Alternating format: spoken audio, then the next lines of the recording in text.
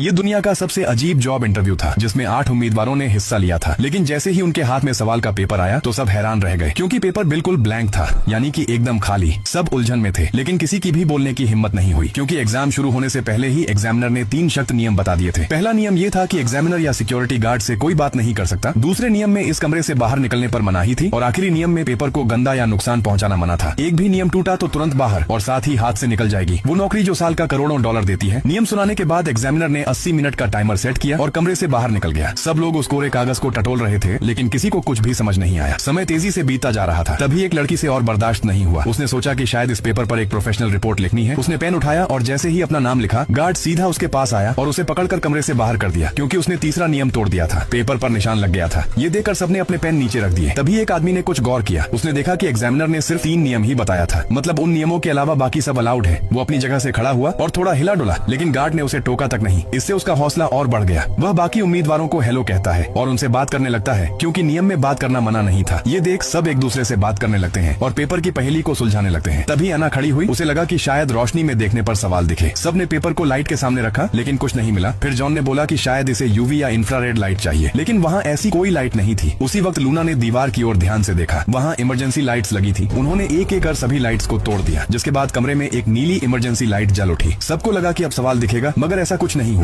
Mic को लगा कि शायद ये रंग गलत हो सकता है, शायद यहाँ और भी लाइट्स हों। तभी लिसा ने एक और लाइट को ढूंढ निकाला। उम्मीद फिर जग उठी। उन्होंने उस लाइट को भी तोड़ दिया, जिसके बाद कमरा पीली लाइट से जगमगा उठा। लेकिन अफसोस कागज अब भी खाली था। तभी सबकी नजर पॉल पर पड़ी, क्योंकि वो कब से बैठा ही था। सब उसके पास गए और सबने इसका कारण पूछा, लेकिन उसने कुछ ऐसा बताया जिसने उस पेपर का गुप्त राज खोल दिया था।